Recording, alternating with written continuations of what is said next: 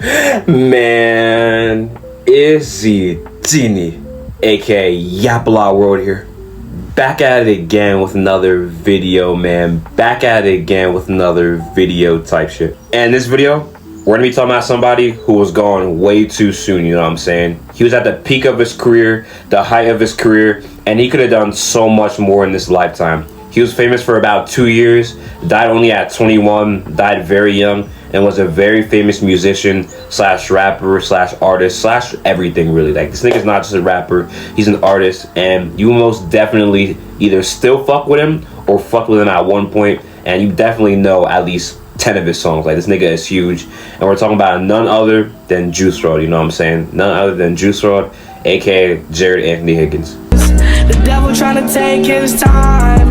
I'm in hell, baby. You drive me crazy. Crash my mercy. Now, if you somehow don't know who Juice WRLD is, Jared Anthony Higgins, born December 2nd, 1998, known professionally as Juice WRLD, was an American rapper, singer, and songwriter. He emerged as a leading figure in the emo and SoundCloud rap genres, which garnered mainstream attention during the mid to late 2010s. His stage name, which he said represents taking over the world, was derived from the crime thriller film Juice in 1992. Higgins began his career as an independent artist in 2015 under the name Juice the Kid and signed a recording contract with fellow Chicago rapper Lil Bibby's Grade A Productions in 2017. He garnered a joint venture with Interscope Records earlier the following year, and he gained recognition with the Diamond Certified 2018 single Lucid Dreams, which peaked at number 2 on the Billboard Hot 100. The song preceded his triple platinum debut album Goodbye and Gorin in 2018, which also included the Billboard Hot 100 entries All Girls Are the Same, Lean With Me, Wasted, and Armed and Dangerous. He then released the collaborative mixtape War on Drugs in 2018 with Future, as well as his second album Death Race for Love in 2019. The latter contained the hit single Robbery and became Higgins' first #1 debut on the US Billboard 200. Higgins unfortunately died of a drug overdose on December 8th, 2019. His first posthumous album, Legend Never Die, in 2020, amassed chart records for most successful posthumous debut and for the most US top 10 entries from one album. While the single Come and Go with Marshmello became Higgins' second song to reach number 2 on the Hot 100, his second posthumous album, Fighting Demons in 2021, was released alongside a documentary film, Juice WRLD Into the Abyss, and contained the US top 20 single, Already Dead. His third posthumous album, The Party Never Ends, in 2024, was released alongside an appearance in virtual concert in the video game Fortnite. Now, typically when an artist dies, they get a lot bigger than they were when they're alive. That's just life in general. If someone you know dies, people tend to care more after they die, but then after a while it starts to die down. Sometimes a lot of musicians or artists, I'm not going to name drop or say who, I'm talking in general, were not known at all when they were alive, but then when they die, everybody all of a sudden knows them. Like, they weren't even mainstream when they were alive, but all of a sudden they're mainstream. But in Juice WRLD's case, however, it was a lot different because he was already mainstream before he died. He was literally one of the biggest rappers in the world before he died. Now, obviously, when he died, that obviously made him bigger, you know. He obviously gained more attention when he died. And when his first posthumous album, Legend Never Die, dropped, he was one of the biggest and most listened to rappers in the world. I think he was the most listened to rapper in the world when Legend Never Die dropped in 2020, which is normal, you know what I'm saying? But it's not like he's only big because he died, because he was literally already big when he died, and he was literally in his peak and in his prime when he died. I believe when he died, he was at around like 20 to 30 million monthly listeners on Spotify, which that shit was rising. But then when he died, obviously that shit just through the moon, you know what I'm saying? That shit shot to the moon, Bitcoin to the moon, Juice WRLD coin straight to the moon, you know what I'm saying? And then on July 10th, 2020, when Legend Never Die dropped, his first posthumous album, he was the #1 most listened to artist in the world, and I believe he was at like 90 million monthly listeners, and at one point, I think he hit 100 million monthly listeners. But fast forward to today, 2025, and is now at 29 million monthly listeners. So that's definitely decreased, and now that the hype has died, which, mind you, the hype will never die. That's why I put it in quotes. Hype has died. The Juice WRLD hype will never die. And he has such a strong fan base, such a strong community, and a very tight fan base that he will never die and never fall off, you feel what I'm saying? Even though the fan base is pretty toxic, I ain't gonna lie, but that nigga will never fall off. And if he does fall off, it's because of Grade A and his label just fucking him over. Like Lil Bibby. Soon. But yeah, that nigga will never fall off. But now that the hype is dead to casuals, like the casuals don't fuck with Juice WRLD no more, Like, all the fake niggas that would bump him in 2020 because he died are gone now. So now it's safe to talk about where he would be to this day if he never died. Where would Juice WRLD be now in 2025 if he never died in 2019? Now, I'm a big Juice WRLD fan, so it may seem like I'm glazing, and this is Glaze Fest. It is, don't get it twisted. But I'm also going to try not to be biased, and I'm going to keep it real. And when I say this, I'm keeping it real, and I'm not being biased and glazing. I think Juice WRLD would have reached Drake level of success, if not past the Drake level. Like, he would be like a Travis Scott, Drake, or Kendrick, like kind of on that level, if not past that level, because this guy had a very strong work ethic. This nigga would just hop in the studio, make 3 songs in one session, and using the same beat. He would use the same beat, record like 3 songs, and tell them to just drop the best one. Like, this nigga's work ethic was just insane. He was literally the best freestyler of this generation, and he just had the strongest work ethic ever. Imagine if he was alive during 2020 quarantine. Like, he was so close to being around during quarantine. Imagine being trapped in the house. All he would have done was made music. All he would have done is made music. You know what I'm saying? That's all he would have did, is in the crib doing drugs and making music. And mind you, he wasn't even around during 2020, but he still left behind over 3,000 songs. And of these 3,000 songs, there are so many hits, my nigga. This nigga just dropped hit after hit after hit. If you bump Juice WRLD Unreleased, you know what I'm talking about. This nigga has so many hits in the vault that if he was alive and dropping these hits, shit, nigga, shit. Mind you, Juice WRLD died almost 6 years ago. Almost 6 years ago. 6 years in December. And there are still unreleased songs getting leaked, or unleaked songs getting leaked, and just songs getting leaked, you feel me? Like, recently the song Designer just dropped, which Aiden Ross leaked. And there are so many girls in the community.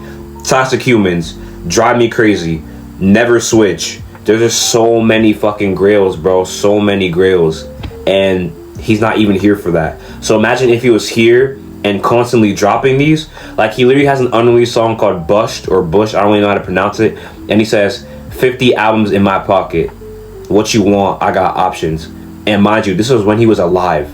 He had 50 albums worth of songs just chilling in his pocket. So he could have just been doing nothing in his house, just chilling and doing nothing for 3 years, and he would still just be dropping song after song after song. But the thing about him is, even though he had all these songs in his pocket, he would still be in the studio making new songs every day. Like, all this nigga would do was make music, and he was a song making machine. And these songs are hit after hit after hit after hit.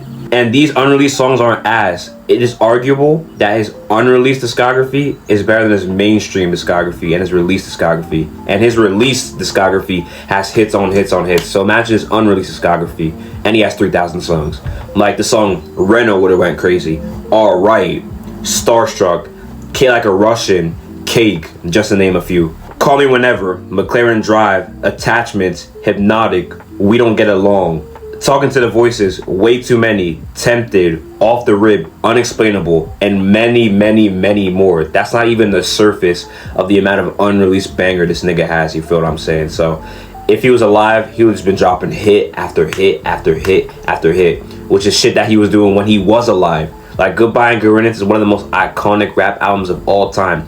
Even if you never sat there and listened to Goodbye and Gorin in one sitting, you've definitely already heard at least like half of the album, if not more than that. About like 75% of the album you probably already heard without even actually sitting there and listening to the album yourself. You might not even be a Juice WRLD fan, yet you probably already know 75% of Goodbye and Gorin. But like I said, I'm not going to be biased. I'm not going to be biased because, to be fair, Emo Rap died. And technically, Juice WRLD was in the emo rap genre, along with X and Lil Peep. But one, I would say Emo Rap died as soon as Juice WRLD died, because he was the last pioneer remaining. I guess you could say Trippie Redd, but Juice WRLD was like one of the main pioneers in that category, so he died along with SoundCloud Rap. So you could say that if he was alive, SoundCloud Rap would have been alive. But you may be thinking, Juice WRLD would have been a 26-year-old man right now. And would a 26-year-old man really be rapping about emo shit? Well, guess what? Juice WRLD is so versatile, and he's an artist, not just no emo rapper. He's not just caught up in one bubble. He can make any type of song, a love song, a gangster rap song, quote unquote. He was not a real gangster, but a love song, a gangster rap song, a country song, a singing song. Like, this nigga can make any type of genre, you feel what I'm saying? Off the Rib, Jack and Jill, Xmas List. Those 3 songs are not emo at all. The Casuals know him as an emo rapper, but if you really dive into his catalog, you would know that he's not just an emo rapper. And even when he was blowing up, or before he blew up, his main intention wasn't even to be an emo rapper. In a Breakfast Club interview, they asked him, but you're known for making sad music. And he said that he was making all types of shit, but his sad music is just what took off. So he's not just an emo rapper, and if he was still alive, he would have had time to show the world that he's not just caught up in one bubble and he can make all types of songs. Because right now, when he died, he's just trapped in that bubble as an emo rapper. But if he was still alive, he would have branched out and expanded and showed everybody. To us Juice WRLD fans, we know that he's not just an emo rapper. We literally know that. But to casuals, they only know him as an emo rapper. But if he was alive, he would have showed the casuals and everybody that he wasn't just tied to that one bubble, you feel me? And we can further prove this because he has lost albums. He has a lot of lost songs and a lot of songs. Obviously, he has lost albums too. Like he was gonna drop an album with Young Thug called Slime World, which probably would have been some hard shit, just like the song Bad Boy. He would have had another album with Ski Mask or some guy called Evil Twins, which probably would have been some hard shit, like their song Nuketown. Now, he did have another album called The Outsiders, which probably would have been some sad, like misunderstood boy kind of shit, but yeah.